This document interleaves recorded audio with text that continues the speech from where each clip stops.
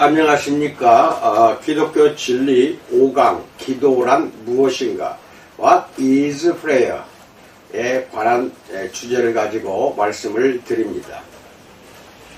하나님이 피조물과 관계를 맺으시는 여러 방법 가운데 하나가 기도입니다. 우리와 하나님의 인격적 의사소통인 기도는 하나님에 대해 아는 데만 도움이 되는 것이 아니라 진정으로 하나님을 아는 데도 도움이 됩니다. 기도를 통해 우리는 하나님께 간청을 드리며 하나님께 죄를 고백하며 하나님께 경배와 찬양과 감사를 드립니다. 첫 번째, 기도가 필요한 이유에 대해서 알아봅니다. 하나님은 우리가 원하는 것이 무엇인지 알기 위해 우리에게 기도하기를 원하시는 것이 아닙니다. 예수님은 말씀하셨습니다.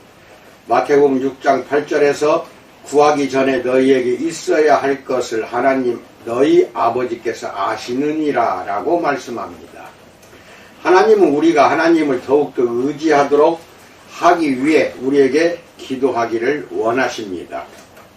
우리가 어떤 일에 대해 기도로 하나님께 나올 때 우리는 하나님께 대한 신뢰, 곧 하나님이 우리 기도를 들으시고 응답하실 것이라는 신뢰를 표현하는 것입니다.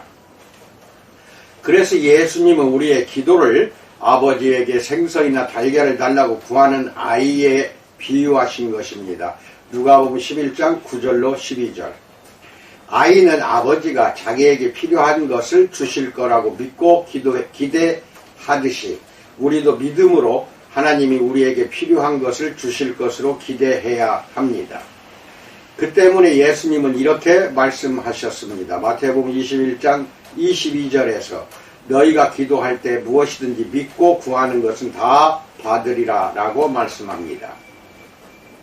하나님은 우리의 하나님에 대한 신뢰가 기도를 통해 성장하기를 바라실 뿐 아니라 우리의 하나님에 대한 사랑과 하나님과의 관계도 깊어지고 자라가기를 바라십니다. 우리가 진실하게 기도할 때 우리는 하나님의 모든 성품과 관계된 우리의 전 인격으로 기도하는 것입니다. 그러므로 우리가 하나님에 대해 생각하고 느끼는 바는 우리의 기도를 통해 표출됩니다. 기도는 결과적으로 하나님에 대한 우리의 사랑과 이해를 심화시키고 결국 하나님과의 관계를 돈독하게 합니다. 기도는 하나님이 기뻐하시는 일입니다. 기도는 또한 하나님께 영광 돌리는 일이기도 합니다. 마지막으로 하나님이 우리에게 기도하기를 원하시는 이유는 기도를 통해 우리가 우리 자신보다 더 큰 한 이야기의 일부가 될 수 있기 때문입니다.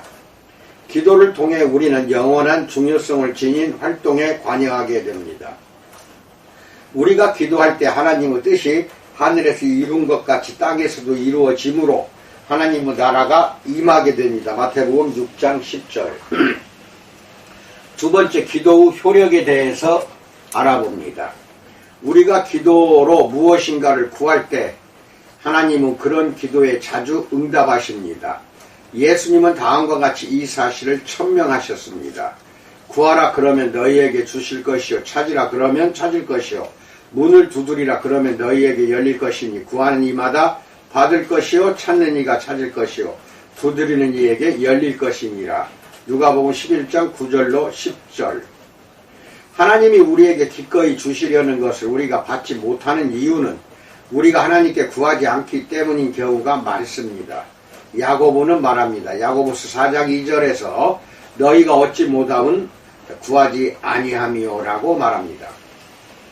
성경은 하나님이 기도에 대한 응답으로 자신의 행동 방식을 바꾸면서까지 반응을 보이시는 많은 신뢰를 제시합니다. 예컨대 여호와가 모세에게 이스라엘 백성을 그 죄로 인해 멸하시겠다고 말씀하셨을 때 모세는 다음과 같은 기도로 반응했습니다. 출애굽기 32장 12절에서 주의 맹렬한 노를 그치시고 뜻을 돌이키사 주의 백성에게 이 화를 내리지 마옵소서라고 말합니다. 이에 대한 응답으로 출애굽기 32장 14절에서 여호와께서 뜻을 돌이키사 말씀하신 화를 그 백성에게 내리지 않으셨습니다. 좀 더 개인적인 차원에서 요한은 이렇게 말합니다. 요한일서 1장 9절에서 만일 우리가 우리 죄를 자백하면 저는 미쁘시고 의로우사 우리 죄를 사하시며 모든 불의에서 우리를 깨끗게 하실 것이요 라고 말합니다. 이 두 가지 예는 성경의 다른 많은 예와 더불어 우리가 더 많은 기도로 하나님만이 하실 수 있는 일을 하나님께 담대히 구하도록 격려합니다. 하지만 우리 스스로는 하나님께 아무것도 담대히 구할 권리가 없습니다. 우리 자신의 개인적인 죄로 인해 우리에게는 거룩하신 하나님께 어떤 것을 구할 자격이 없습니다. 그러나 성경에서는 우리가 예수님을 믿으면 우리의 기도가 효력을 갖는 것은 바로 예수님 때문이라고 말합니다. 디모데전서 2장 5절에서 예수님은 하나님과 사람 사이에 중보이신 한 분으로 서 계십니다. 예수님은 말씀하셨습니다. 요한복음 14장 6절에서 나로 말미암지 않고는 아버지께로 올 자가 없느니라라고 말씀합니다. 그러므로 하나님은 그 아들을 거부한 이들의 기도에 응답하실 의무가 없습니다. 하나님은 그런 기도를 알고 계시며 때로는 자비로 그런 기도에 응답해 주시기도 하지만 불신자들의 기도를 자신의 뜻에 합한 신자들의 기도처럼 듣고 응답해 주시겠다고 약속하시지는 않았습니다. 예수님은 거룩한 하나님과 죄악된 인간 사이의 유일한 참 중보이심으로 제자들에게 이렇게 말씀하실 수 있었습니다. 요한복음 16장 23절 너희가 무엇이든지 아버지께 구하는 것을 내 이름으로 주시리라 라고 말씀합니다. 이 말씀은 우리가 매번 기도할 때마다 예수님 이름으로 라는 말을 반드시 붙여야 한다는 뜻이 아닙니다. 그보다는 우리 기도가 우리의 중보이신 예수님의 권위를 바탕으로 예수님의 성품에 부합되게 드려져야 한다는 뜻입니다. 요한이 하나님의 아들의 이름을 믿는 이들에게 편지하면서 요한일서 5장 13절로 14절에서 그의 뜻대로 무엇을 구하면 들으심이라 라고 말한 것도 부분적으로는 이런 의미입니다. 세 번째, 기도할 때의 자세에 대해서 알아봅니다. 하나님은 우리 기도를 들으실 뿐 아니라 우리가 무엇이든지 구하는 바를 들으시는 줄을 안즉 우리가 그에게 구한 그것을 얻은 줄을 또한 아느니라 라고 요한은 요한일서 5장 15절에서 말합니다. 예수님이 응답하시며 우리가 그토록 바라는 이런 효력 있는 기도를 하려면 그의 뜻대로 기도를 해야 됩니다. 요한일서 5장 14절. 하나님 뜻대로 기도하는 일은 우리 편에서 겸손을 요구하는 일일 경우가 많습니다. 단순히 우리가 바라는 것이 아니라 하나님이 바라시는 것을 기도해야 하기 때문입니다. 때로는 하나님의 뜻을 알아서 그 뜻에 따라 기도하는 일이 그리 어렵지 않습니다. 예컨대 우리가 성경에서 하나님이 직접적으로 명하시거나 자기 뜻을 선포하신 내용에 맞게 기도한다면 우리는 하나님이 바라시는 일과 기뻐하시는 일을 하나님께 강구하는 것입니다. 사실 예수님은 우리에게 기도할 때 하나님 말씀을 마음속에 품으라고 권면하십니다. 요한복음 15장 7절에서 너희가 내 안에 거하고 내 말이 너희 안에 거하면 무엇이든지 원하는 대로 구하라. 그리하면 이루리라 라고 말합니다. 하지만 하나님의 뜻이 무엇인지 명확히 드러나 있지 않은 상황도 많습니다. 이런 때에는 하나님이 우리를 위해 역사하시기를 구하고 우리가 이해하는 바 우리에게 가장 최선으로 보이는 간구를 드리되 성경의 일반적 원칙에 맞게 기도해야 합니다. 하나님은 오직 우리 기도가 자신의 뜻에 부합할 때만 역사하신다는 사실을 깨닫고 겸손한 자세로 기도해야 합니다. 때때로 하나님은 우리가 구하는 것을 허락해 주시지만 어떤 때는 상황에 대한 우리의 이해가 깊어져서 우리가 다른 것을 간구하도록 우리 마음을 감화시켜 주시기도 합니다. 또 어떤 때는 하나님이 침묵하시는 것처럼 보이기도 합니다. 그런 어려운 상황에서는 하나님의 뜻이 우리가 구한 것을 받는 것보다 훨씬 낫다는 사실을 아는데 만족해야 합니다.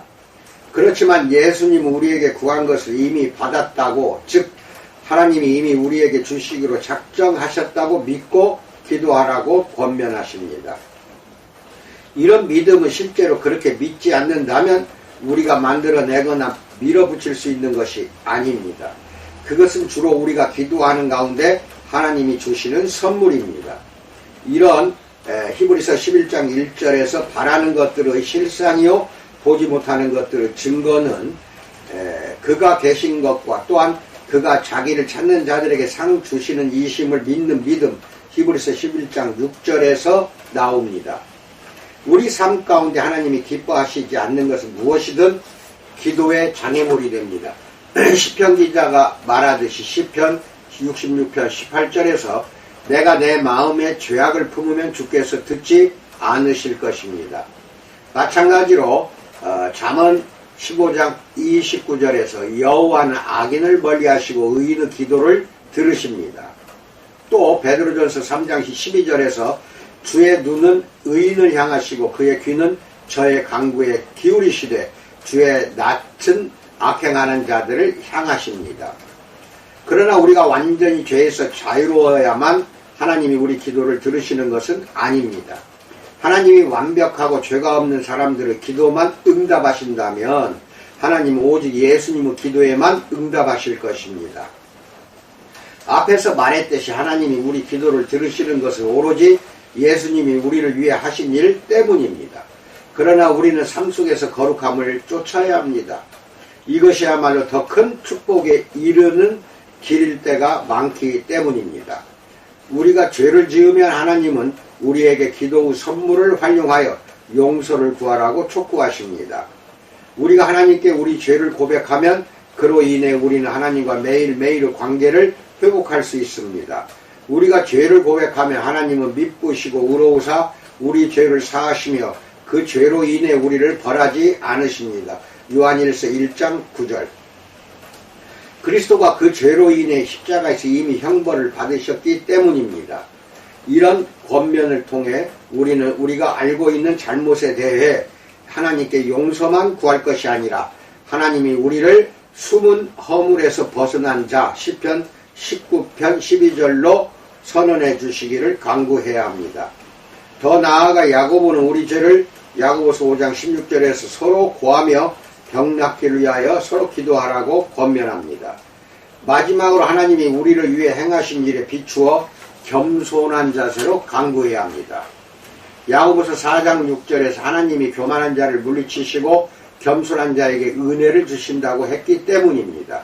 이는 부분적으로 우리가 항상 마땅히 간구해야 할 바대로 또는 하나님의 뜻에 맞게 간구하는 것이 아님을 스스로 알고 있다는 뜻이기도 합니다.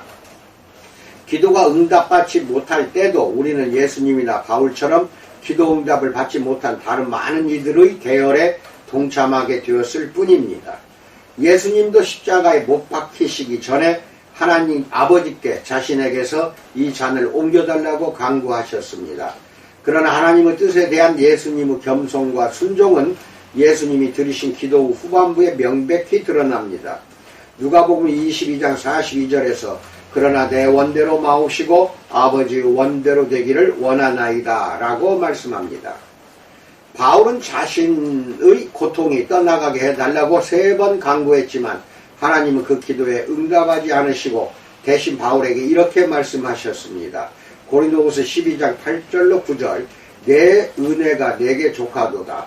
이는 내 능력이 약한 데서 온전하여 지니라 라고 말합니다. 이런 응답받지 못한 기도도 모든 것이 합력하여 선을 이루게 하시는 로마서 8장 28절 하나님에 대한 예수님과 바울의 믿음을 방해하지는 못했습니다. 하나님은 오늘날에도 여전히 우리에게 약속하십니다. 히브리서 13장 5절에서 내가 과연 너희를 버리지 아니하고 과연 너희를 떠나지 아니하리라 라고 말합니다. 그러므로 상황에 관계없이 우리는 자신있게 말할 수 있습니다. 히브리서 13장 6절에서 주는 나를 돕는 자시니 내가 무서워 아니하겠노라 사람이 내게 어찌하리요 라고 말합니다. 이상입니다. 오늘 과제를 드립니다. 1. 하나님은 왜 우리가 기도하기를 원하십니까? 여러분은 최근에 기도 유익을 어떻게 경험했습니까? 하나님이 기도를 통해 여러분에게 복을 주신 데 대해 감사하며 잠시 기도해 보십시오. 2. 우리가 기도로 간구한 것을 하나님은 우리에게 꼭 주셔야 할까요? 이 질문에 대한 자기 의견을 말해 보십시오. 3. 여러분의 기도에 방해가 될 만한 것이 지금 여러분의 삶 속에 있습니까? 그렇다면 잠시 여러분의 기도에 방해가 되는 것들에 대해 하나님께 용서를 구하며 기도해 보십시오. 이상입니다. 과제는 반드시 작성해서 제 메일로 보내주시기 바랍니다. 성적에 포함됩니다.